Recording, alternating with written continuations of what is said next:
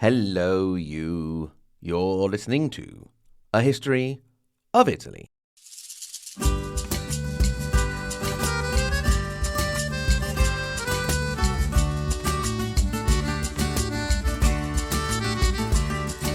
Episode 190, The Lion's Last Roar and a New Religion Blooming.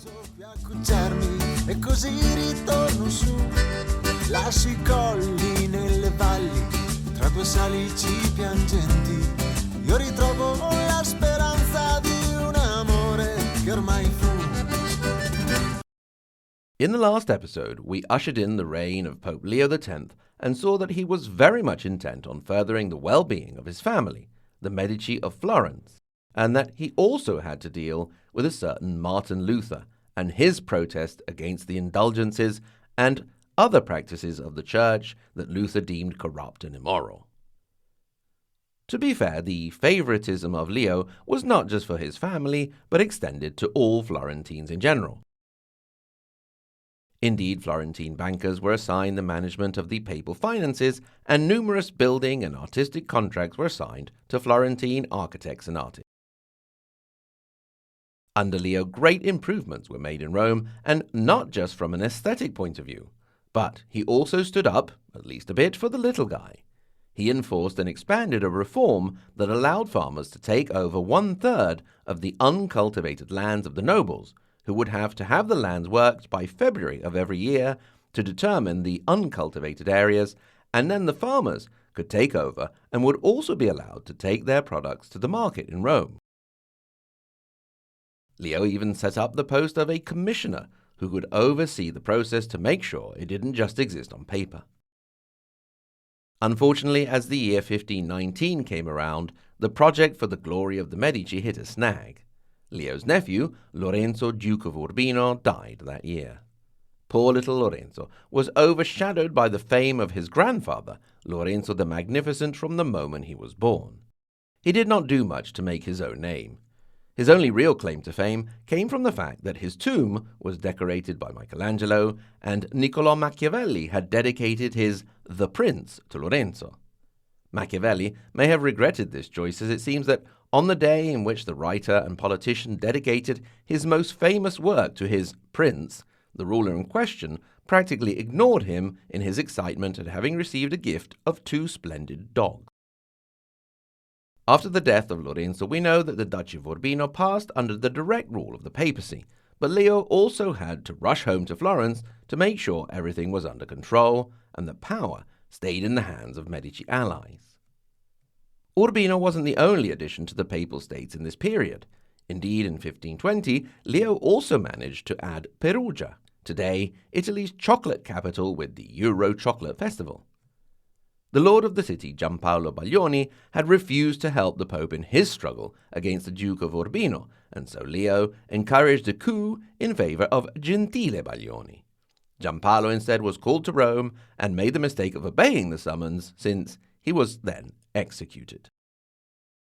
The other big issue hanging over Leo's papacy, which he didn't actually perceive as being that big, was the whole Reformation business. Now, it seems obvious and even silly to mention that a lot more could be said about the Protestant Reformation and its consequences.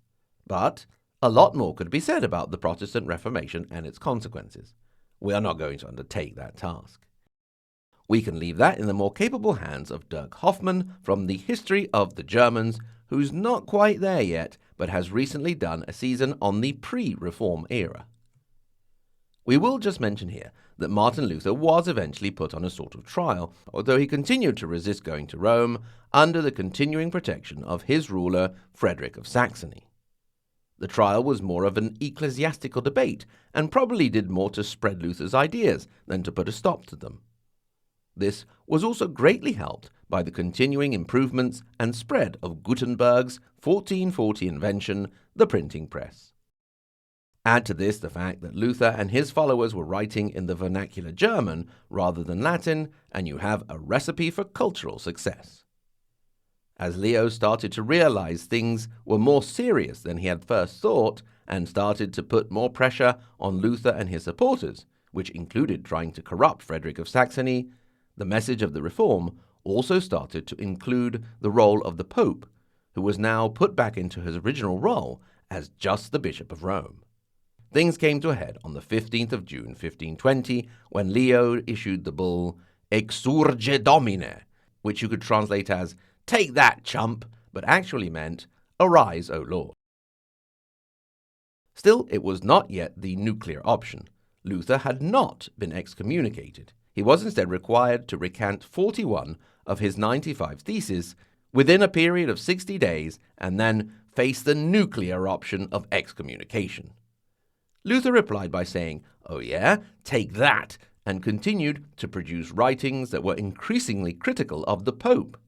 He even publicly burned a copy of the bull to the jubilation of the gathered crowd. It was clear that the reactions of the Church were just further stoking the fires of rebellion. This was evident also in the difficulty that the dissemination of the bull, with copies being thrown into rivers, torn down and being defaced. Even some of the Catholic bishops were very hesitant to distribute copies for fear of the reactions they could provoke, especially in Germany. It is interesting that it is in this period that the Germans pulled out the old bone they had to pick, and our great heroine, Matilda of Tuscany, Countess of Canossa, came back on the scene.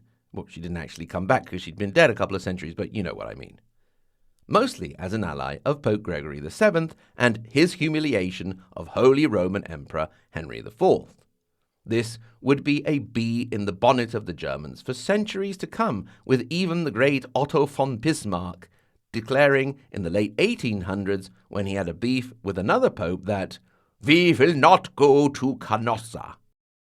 We know that it may have been Gregory who initially humiliated Henry, but it was then Matilda who ended up kicking his bottom and sending him packing out of Italy, never to return, with the added humiliation of turning his son Conrad against him. In any case, we are super friends with the Germans now, and we love to see the many German tourists who come to visit the castle of Canossa, not far from where I live, and show more interest and appreciation than many locals do. Having said that, we've only just had the Matilda Festival, as we do every year in May, with reenactments of battles, jousts and medieval stands, with crafts, food, and drink of the Middle Ages. If you're planning a visit to Italy, you might want to do so around the time of the festival. You'll be particularly welcome if you're German. I'll put the link of the festival in the show notes. But I digress. Strange, you might say. The struggle at hand was that between Pope Leo X and Martin Luther, and it culminated in another papal bull, Decem Romanum Pontificem, which you could translate as "Boom, I'm going nuclear on your butt," but actually means a more bland, "It pleases the Roman Pontiff," who, in truth, was not pleased at all. The bull was issued on the 3rd of January 1521, and although Leo's struggle would continue, he would not see out the year. Another person worrying about the spread of Luther's influence in Germany was the spanking brand new Holy Roman Emperor Charles V, who was also king of Spain and consequently Sardinia, Sicily, and the Kingdom of Naples. He was king of a lot of stuff. After his election, he had started to move out from under the influence of his councillors and wanted to re-evaluate his position with French King Francis I, with whom he had a treaty dating back to 1516, that of Noyon. Francis, in turn, was worried that the young emperor would head into Italy to be crowned by the Pope and perhaps add some lands to his already vast dominions on the way. While Charles was still trying to set up shop, Francis had provoked invasions into Luxembourg and Navarre, parts of Charles' empire. It was in this situation that Pope Leo and Charles reached an agreement, as Leo switched again from Francis to Charles. The main point of their agreement was to kick the French out of Italy. Francesco Sforza, brother of the deposed Massimiliano Sforza, was to be placed on the throne of the Duchy of Milan, and Parma and Piacenza were to go to the Pope. He would receive help from Charles if necessary against a thorn in his side and the sides of a couple of previous popes, the Duke of Ferrara. The Medici family were to be placed under the protection of the emperor, and the Pope in turn would help with the defense of Naples, while both sides would chip in if war against Venice was necessary. Things kicked off with the Pope and Charles trying to use Italian exiles to get at the French, particularly in Genoa, but that didn't get them very far, and soon they had to send troops in. The muster was at Parma, and there was a moment's fear that the large contingent of German troops would not be let through Venetian lands to get there. But the Venetians were very keen on not having another war on their own soil, so they were happy, despite their alliance with France, to let the German troops through. Basically, their policy was, war is okay, but not in our backyard. The Swiss, having agreements with both sides, sent men to both sides. The main engagement of this round of fighting was the siege of Milan, where the population also revolted against the French, who had to leg it out, and soon other cities of the duchy fell, leaving the French with only a handful of cities and fortresses. Pope Leo X had enough time to get the great news and organize himself a nice little triumph in Rome before deciding, in December 1521, to die at the age of only 46. Let me stress, the very young and tender age of only 46, which has nothing to do with my current age, of course.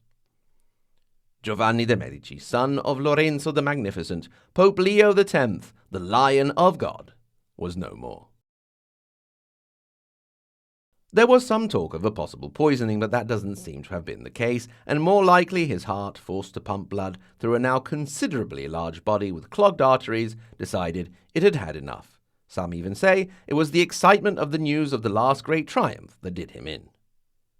Perhaps one of the biggest issues he is blamed for is his not understanding the depth of the crisis that Martin Luther had opened. Having said this, he did continue with the work of the Fifth Lateran Council to try and reform the Church, although he didn't have the energy to push those reforms through. What's more, as we have seen in part, he did a lot for Rome and the Romans, and was a great patron of the arts. It is in great part thanks to him that we have what remains of ancient Roman buildings in Rome to this day, as he put in place policies to protect these ancient historical treasures. Until that time, bits of Roman buildings had been stolen to make new ones throughout the Middle Ages. Leo also founded the College of the Greeks and reorganized the existing University of Rome. Of course, Leo's greatest contribution was to the improvement of the situation of his family. At the time of his death, there was one member of the Medici family who had become a very successful mercenary captain, and, upon learning of the death of the Pope, ordered all his banners and insignia to be blackened in mourning. It was from then on that this venture captain, Giovanni de' Medici, would be known as Giovanni dalle Bande Nere, Giovanni of the Black Bands. His father was a Medici, but perhaps even stronger were the genes that came from his mother, Caterina Sforza, the Tigress of Forlì. Giovanni would not make it past his 20s, but he did have a little boy, Cosimo, and that boy was going places. Thank you very much for listening. Stay tuned for the sketch after the credits.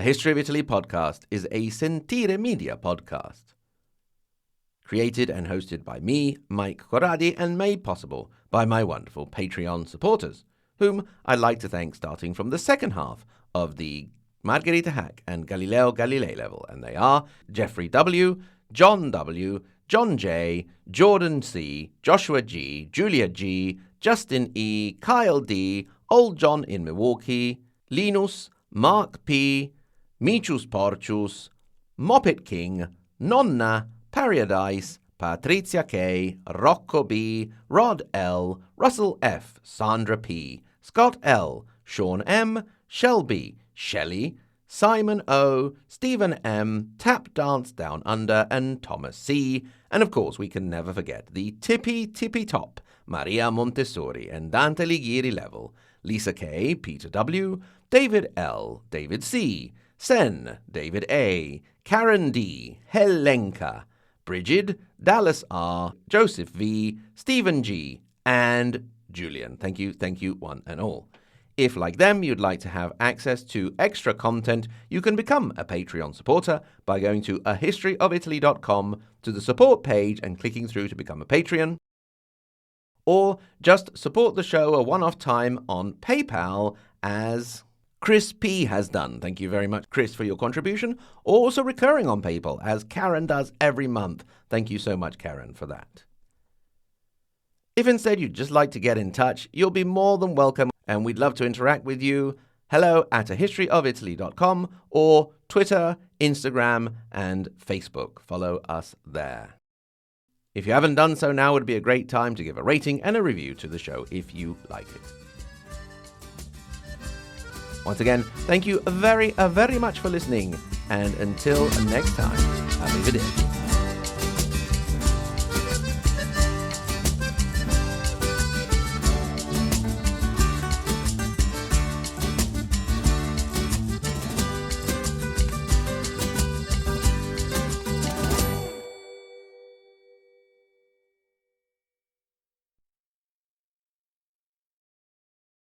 Wait, Luther, the time has come to put our cards on the table and solve this thing once and for all. So let's see what you've got.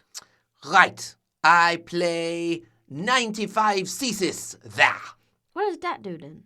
It gives me a +10 charisma boost for 3 turns and allows me to call on German allies. Oh, wow, I'm so scared. I play Exurgia Domini. It gives me a charisma boost and allows me to call bishop allies. Oh, well, I play Enduring Indigestion. It gives you a -1 on initiative and -1 endurance. Are you insinuating that I eat too much? No, not at all. Just playing the cards that I have available. I would never suggest that you are a big, tubby, roly-poly popey. That's mean. What? I was saying that I would never call you that. Come on, your turn. Okay, I play Bowing Theologian. What does that do? Cancels out part of your charisma bonus, and allies within 3 squares fall asleep and snore loudly, distracting you from your studies. Well, if we are going to play that way, I play Indecent Papal Behavior with a border bonus. It makes you miss a turn and gives you syphilis. What? How dare you? Well, I play... What? Yeah, you have to miss a turn. Oh, yeah, go on then. I play Rebellious Roman Nobility card. You take half of your next roll for initiative. What? Now that's enough, Luther. I didn't want to do this, but you forced my hand. I play Decent Romanum Pontificum. That doesn't sound very impressive. Pleases the Roman pontiff? What does it do? Make cakes appear? Joke away, Luther, but it's the excommunication card. You lose 1,000,000 mana, and all Catholics within 100 squares find you unbelievably smelly. You can't play that card, surely. Yes, I can. Yes, I can. I'm the Pope, and I'm the only one who gets to play that card. That's not fair. Too bad. Tough luck for you. Teach you to play with the big boys. Game over. I win. You know, there is one card I could play. What? Don't be silly. What do you have, like the anti-Pope card or something? No. The card I'm thinking of is much more devastating than that. Don't be silly. The only one that powerful would be... You don't. You wouldn't. I do and I would. No, Luther. Be reasonable, man. You can't. As you said, Your Holiness, you forced my hand. Come on. We can make a deal, surely. I take it all back. I play the Great Turnip.